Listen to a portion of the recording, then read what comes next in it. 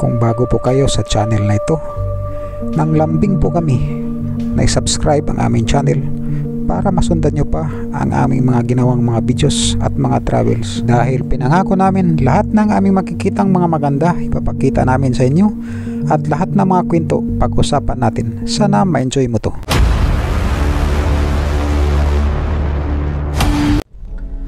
Good morning mga ka-enjoy, good morning Philippines, at good morning sa lahat ng Pilipino sa buong mundo. Sa umagang ito mga ka-enjoy, pag-usapan natin ang Pilipinas at Israel, ang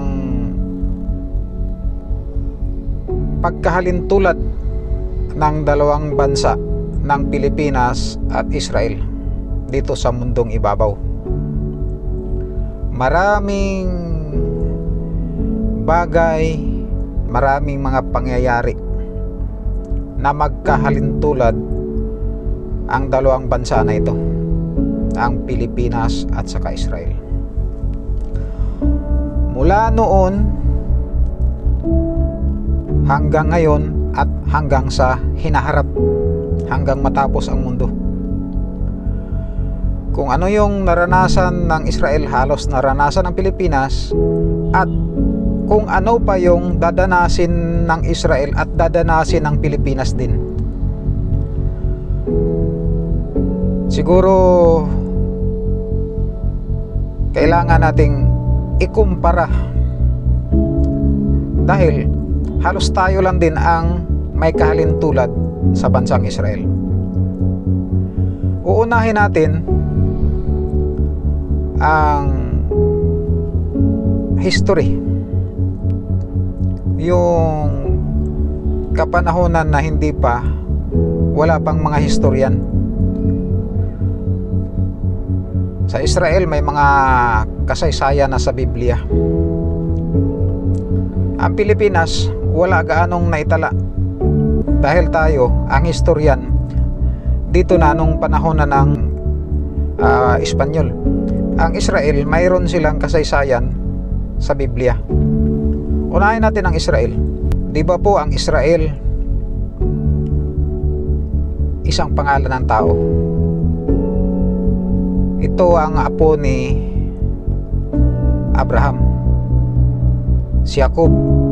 Ang mga anak ni Jacob, anak ni Jacob na 12, yan ang tinatawag na lahi ng Israel.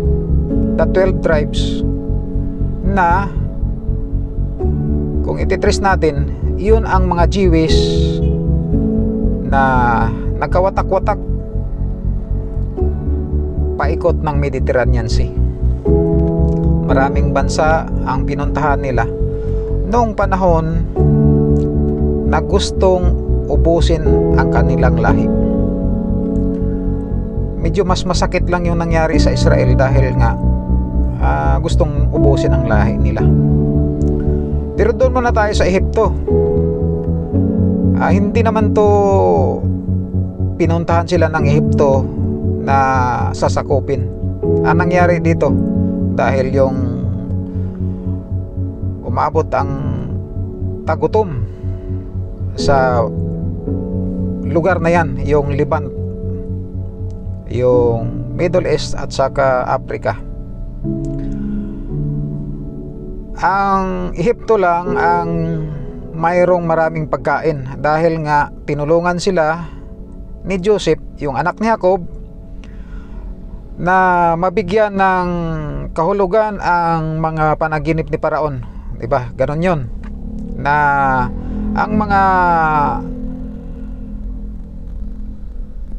pitong taon na abundance ang ani, at ang 7 taon na tagutom. Kaya itong mga kalahi ni Jacob napunta sa Israel dahil noong panahon ng tagutom. Pumunta itong mga kapatid ni Joseph. Tinanggap naman niya, kahit bininta siya ng mga kapatid niya. Tinanggap niya ang kapatid niya at ang ama niya, at pinatira niya kasama sa kanya sa Ehipto, dahil gobernador siya noon. Pinabuyaan nga siya ng Paraon dahil sa pagbigay niya ng kahulugan doon sa panaginip na nagpayaman sa Ehipto. 400 years na ninirahan ang mga Israelita sa Ehipto. Ang 400 years itutumbas natin sa Pilipinas. Tayo naman pinuntahan ng mga Espanyol sa Pilipinas. Sinakop tayo ng 400 years. Ang una dito, pinadaman nila tayo na Kristyanismo ang bitbit nila. Relihiyon ang ginamit nila sa Pilipinas para welcome natin sila. Nung nandito na sila, nakapundar na sila sa Pilipinas, ginawa na tayong mga alipin.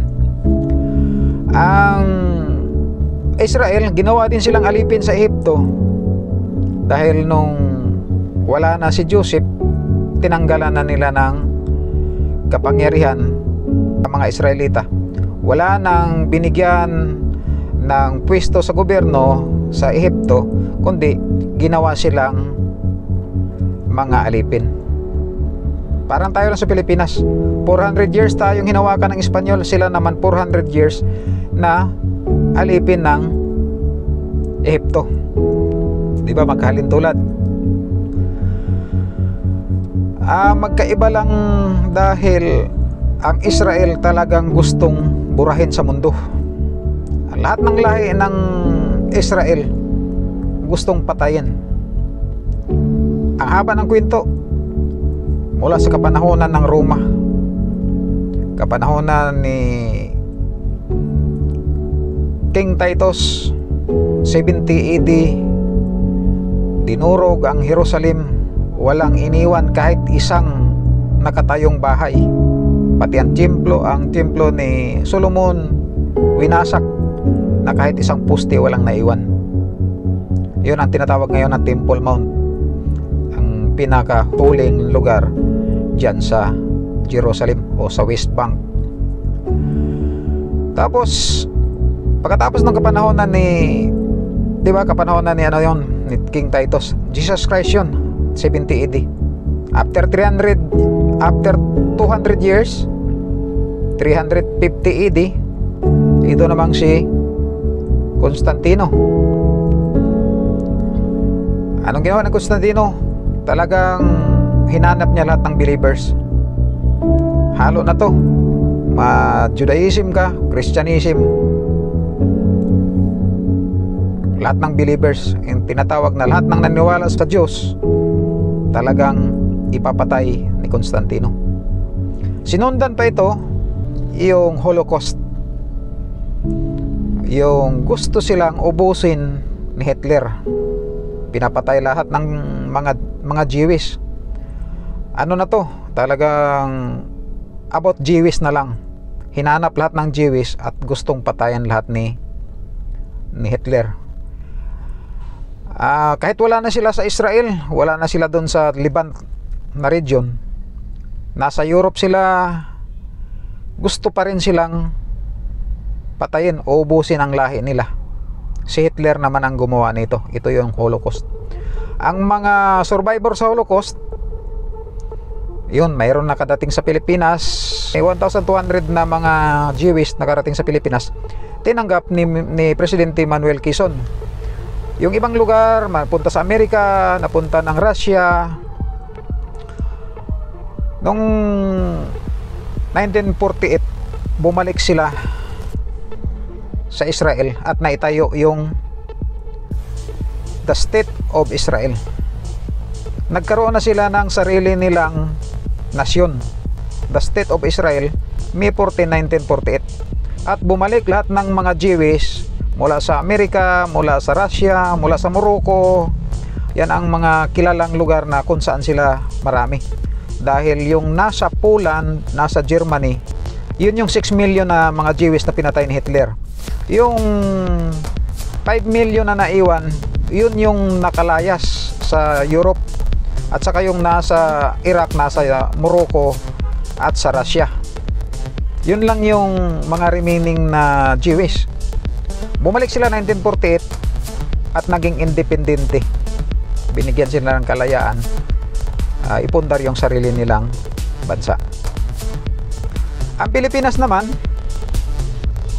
mula 1500 AD, March 16, 1521, na-discovered tayo ni Magellan. At 40 years later, bumalik ang Espanyol, si Legazpi, Miguel Lopez de Legazpi. Dito na naumpisa ang pananakop sa atin at ginawa na tayong alipin. 400 years nakipaglaban tayo sa kalayaan, yung Philippine Revolution. Nasa ano na natin yun. Di na natin pag-usapan yung Philippine Revolution dahil kung gusto nyo yun, nasa mga video natin, hanapin nyo lang yung Philippine Revolution. Hanggang ano na tayo noon, hanggang Talisay, Batangas. Doon na nasipuntahan ang mga Katipuneros, na tapos na yung Cavite. Ang kasunod nun, yung Bulacan. Di pa natin na itampok yun. Di natin pag-usapan ang Philippine Revolution. 1946, binigyan tayo ng independence ng Amerika, yung Philippine-American Friendship Day ng July 4. Tinatandaan natin ng July 4. 1946, binigyan tayo ng independente ng Amerika, magtayo ng sarili nating bansa. Ang mali ng Pilipinas, ang mali ng mga Pilipino, di natin ibalik yung dati nating bansa. Kung balikan natin ang history, ang tinatawag na May. Dapat tinayo natin ang bansa na May. 1946, dapat nagtayo tayo ng bansang May. Ang problema natin, tinuloy natin tong bansang Pilipinas na hindi naman tayo ang nagpangalan nito. Ang Pilipinas, pinangalan ito kay King Philip na hari ng Espanya. Ibig sabihin, hindi natin to pangalan. Kung sa lupa ng Israel, naging Palestine, naging Palestinian ang lugar, naging Palestine. Pagbalik nila, tinayo nila uli ang Israel. Tayo, hindi natin tinayo ang Mai. Pilipinas pa rin ang sinasabi natin bansa. Hindi po natin bansa ang Pilipinas. Pangalan ito ng hari ng Espanya. Dapat nagtayo din tayo ng sarili nating pangalan. Binalik natin yung Mai. May plano dati, panahon na ni Marcos Sr., na papalitan natin ng Maharlika dahil sa lahing Maharlika, dito sa mga pinaniwalaan niyang mga Maharlika ang ninuno ng mga Pilipino. Di pa natin nagawa. Independent na bansa tayo 1946, kaya lang Pilipinas ang binitbit nating pangalan. Yun ang kaiba natin sa Israel. Dahil 1948 ang Israel, naitayo nilang bansa nila na independente, Israel ang ginamit nila. 2 taon magkapagitan. July 4, 1946 tayo, May 4, 1948 naman ang Israel. Diba? Halos magkasabay lang na totoong bansa. Yan ang tinatawag na totoong bansa nila, totoong bansa natin. Magkahawig. Ito na ngayon. Isang magkahawig. Sa lugar ng Levant, yung region na yan, Middle East, ang bansang Israel lang dyan ang hindi Arab. 23 Arab countries nakapalibot sa lugar ng Israel. Nag-iisa, tuldok ang Israel na hindi Arab. 23 countries yan. Africa, mula Morocco, Sudan, Egypt, papunta dito sa kabilang side ng Asia, ang Turkey, sa sakop ng Ottoman Empire, pababa, 23 nation Arab. Tayo naman dito sa kabilang side ng Asia, kasi sila sa kabilang side, Middle East ang tawag, tayo kabilang side ng Asia, tayo lang din ang bansa na Kristyanismo, hindi Buddhism. Kasi yung nakapaligid sa atin, ang south natin, mga Muslim yan. Indonesia, East Timor, Malaysia, Muslim yan. Sa west natin hanggang north, lahat yan Buddhism. kukunting Hinduism dyan, pero malamang dyan Buddhism.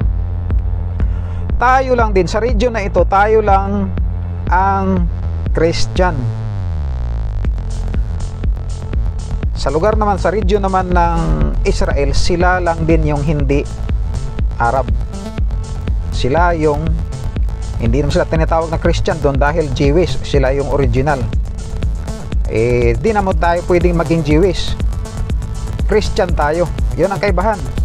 Ang Jewish pwedeng maging Christian, pero ang Christian hindi pwedeng maging Jewish. Yun ang kaibahan nila, Hintil at saka Hudyo sa Bible. Di ba ang laki ng kapariho? Ngayon, sa hinaharap, konting idea, sa hinaharap, ang Israel, tao ng Amerika, ang Pilipinas, tao ng Amerika. Ang Israel, iniipit ng Arabo, ang Pilipinas, iniipit ng mga Buddhism. Sino-sino bang umiipit sa Pilipinas? Di ba mga Buddhism yan? Ang Israel, iniipit sila ng Arab. Tayo, iniipit ng Buddhism. Sa biblical term yun. Ibig sabihin, ang laki ng magkaparehas. Pagdating ng panahon, pagdating ng Armageddon, parehas ang kapalaran ng Pilipinas. Dahil ang tinatawag na mga taong mabuti, ang Israel, kakalabanin nito ng mga masama.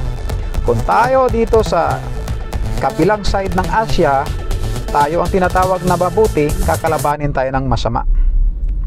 Armageddon, halos magkaparehas ang destiny ng Pilipinas at Israel.